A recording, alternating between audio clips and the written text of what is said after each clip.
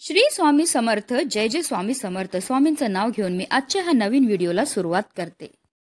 शिवपुराणानुसार प्रदोष व्रतावर भगवान शिवांची पूजा केल्याने व्यक्तीच्या प्रत्येक इच्छा पूर्ण होतात आणि महादेवांचा आशीर्वाद सुद्धा आपल्याला प्राप्त होतो. प्रत्येक महिन्याच्या कृष्ण आणि शुक्ल पक्षाची त्रयोदशी तिथी ही महादेवांना समर्पित आहे. या दिवशी महादेवांसोबत माता पार्वतीची पूजा केली जाते. या दिवशी व्रत केल्याने भक्तांच्या प्रत्येक इच्छा पूर्ण तर होतात, पण जीवनातील सर्व संकटांपासून सुद्धा मुक्तता मिळते. कुंडलीतील अशुभ ग्रहांचा प्रभाव दूर करण्यासाठी प्रदोष व्रत देखील केले जाते. पंचांगानुसार माघ महिन्याच्या शुक्ल पक्षातील त्रयोदशी तिथी 9 फेब्रुवारी रोजी संध्याकाळी 7:25 सुरू होईल, तर दुसऱ्या दिवशी 10 फेब्रुवारी रोजी संध्याकाळी 7 वाजता समाप्त होईल. उदय तिथीनुसार माघ महिन्यातील शेवटचा प्रदोष व्रत हा 10 फेब्रुवारी म्हणजेच सोमवारी पाळला जाणार आहे. सोमवारी येत असल्याने याला सोमप्रदोष व्रत असेही म्हटले जाते. ज्योतिषशास्त्रानुसार माघ महिन्याच्या शेवटच्या प्रदोष व्रताला त्रिपुष्कर योग, प्रीती आणि शिववास योगाचे दुर्मिळ संयोग तयार होत आहे. याशिवाय या दिवशी पुनर्वसू नक्षत्राची देखील शक्यता आहे. या योगांमध्ये महादेवांची पूजा केल्याने भक्तांना सर्व त्रासांपासून मुक्तता देखील मिळते.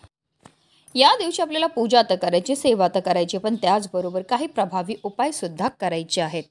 आणि म्हणूनच सोमप्रदोष व्रताच्या दिवशी तुम्ही व्रत नाही केलं तरीही चालेल, पण सकाळीच इथे लावा असा एक दिवा. हा दिवा लावल्यामुळे आपल्या जीवनामध्ये असणारी जेवढी पण नकारात्मकता, इडापिडा, शत्रुबाधा तर नष्ट होणारच आहे, पण आपली 7 पिढ्यांचं दारिद्र्य नष्ट होऊन आपल्या जीवनामध्ये सुख, समृद्धी, ऐश्वर हे कायम टिकून राहणारे अतिशय प्रभावी असा हा उपाय आहे, ज्याबद्दल सविस्तर आणि महत्त्वाची अशी माहिती मी तुम्हाला या व्हिडिओमध्ये देणार आहे. तर व्हिडिओ पूर्ण पहा.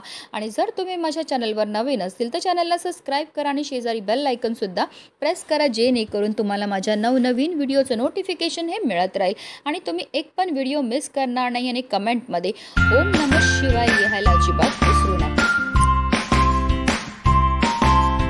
सोमप्रदोष व्रताच्या दिवशी आपल्याला सकाळी ब्रह्ममुहूर्तावर उठायचं आहे आणि अंथरुणामध्येच आपल्याला महादेवांचं स्मरण करायचं आहे. श्री शिवाय नमस्तुभ्यम किंवा ओम नमः शिवाय या प्रभावी मंत्राचा आपल्याला 11 वेळा जप हा करायचा. कारण असं म्हटलं जातं, ब्रह्ममुहूर्तावर केलेल्या प्रत्येक कार्यामध्ये आपल्याला 100 पटीने पुण्यफळ हे प्राप्त होत असतं. त्यानंतर आपल्याला स्नान करायचे. स्नान केल्यानंतर आपल्याला स्वच्छ वस्त्र हे परिधान करायचे. तुम्ही पांढऱ्या रंगाचे वस्त्रसुद्धा परिधान करू शकता. त्यानंतर तुम्हाला सर्वप्रथम देवघरामध्ये दिवा हा प्रज्वलित करून घ्यायचा आहे. कारण कोणतीही सेवा किंवा कोणताही उपाय जर आपण अग्नीच्या साक्षीने केलं तर त्यामुळे आपल्याला त्यामध्ये निश्चितच सफलताही प्राप्त होत असते.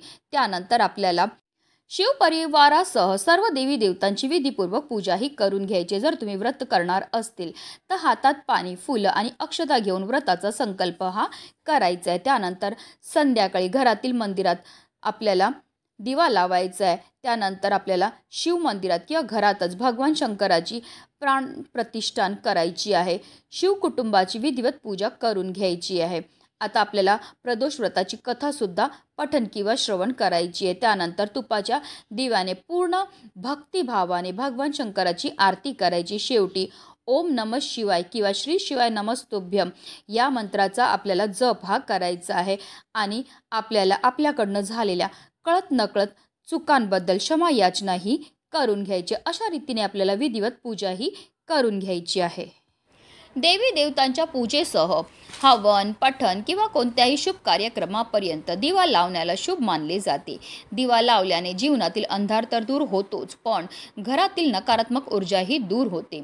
शास्त्रानुसार दिवा लावल्याने जीवनातील संकट संपतात. यासोबतच वास्तुशास्त्रात असे मानले जाते की दिवा लावल्याने वास्तुदोषही दूर होतो. कारण दिवा हा ज्ञानाचा आणि प्रकाशाचा प्रतीक आहे. पूजेमध्ये दिवा लावण्याला विशेष महत्त्व आहे. ज्योतिषशास्त्रानुसार दिव्याला सकारात्मकतेचे प्रतीक आणि दारिद्र्य दूर करण्याचे साधन देखील मानलेले आहे. जर तुमच्या आयुष्यामध्ये वारंवार संकट येतच असतील, संकट संपायचं नाव घेतच नसेल, पैसा आलेला टिकून राहत नसेल किंवा तुम्हाला कोणत्याही क्षेत्रामध्ये यश हे मिळत नसेल, तर आवर्जून हा प्रभावी उपाय जो आहे तो आपल्याला करायचा आहे.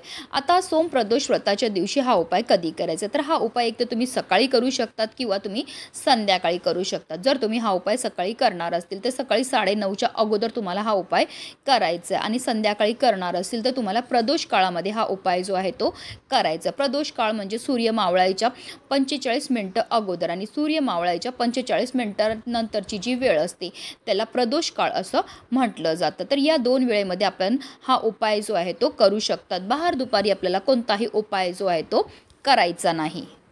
हा उपाय आपल्याला मंदिरामध्ये जाऊन करायचा आहे, कारण मंदिरामध्ये सकारात्मक अशा लहरी असतात आणि जर हा उपाय आपण मंदिरामध्ये जाऊन केला तर केलेल्या उपायाचं आपल्याला त्वरित फळ हे प्राप्त होणार आहे. हा उपाय करण्याकरता आपल्याला 1 दिवा हा लागणार आहे. म्हणून आपल्याला काय करायचं आहे, कणिक मळायचं आहे आणि कणिक मळताना त्यामध्ये आपल्याला थोडीशी हळद घालायची आणि त्यापासून आपल्याला 1 दिवा हा तयार करून घ्यायचा आहे.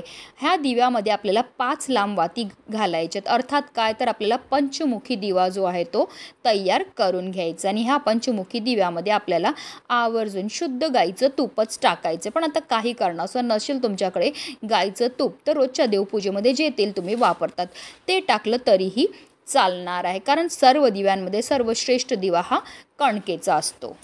आता आपल्याला एक तांब्याच्या लोट्यामध्ये स्वच्छ पिण्याचं पाणी हे भरून घ्यायचं आणि त्या पाण्यामध्ये आपल्याला चिमूटभर काळे तीळ आणि 1 चमचाभर गाईचं कच्चं दूध टाकायचं आहे. नेहमी लक्षात ठेवायचं की शिव मंदिरामध्ये जाताना घरनंच आपल्याला पाणी हे घेऊन जायचं आहे. त्यानंतर आपल्याला पांढरी फुलं, पांढरी मिठाई, तसेच भस्म, अजून तुम्ही महादेवांना धोत्र्याचं फळ, धोत्र्याचं फूल अतिशय प्रिय, तर या सर्व वस्तू, बेलपत्र, या सर्व वस्तू घेऊन आपल्याला जायचं आपल्या घराजवळ असणाऱ्या महादेवांच्या मंदिरामध्ये गेल्यावर सर्वप्रथम आपल्याला काय करायचं आहे, शिवलिंगाजवळ आपल्याला 1 दिवा हा प्रज्वलित करून घ्यायचा आहे. थोडेसे तांदूळ ठेवा आणि त्यावर जो आहे हा जो आपण पंचमुखी दिवा तयार करून नेलेला आहे तो प्रज्वलित करून आपल्याला ठेवायचा आहे.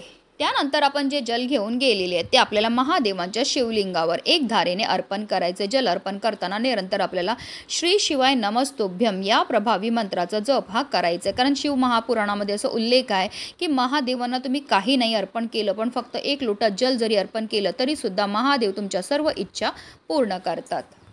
जल अर्पण करून झाल्यानंतर आपण धोत्र्याची फुलं, फळं किंवा भस्म घेऊन गेले असतील, पांढरी मिठाई घेऊन गेले असतील, तर या सर्व वस्तू महादेवांना अर्पण करून घ्यायचे आणि त्यानंतर महादेवांच्या शिवलिंगाजवळच बसायचे आपल्याला आणि आपल्याला 108 वेळा महामृत्युंजय मंत्राचा जप हा करायचा आहे.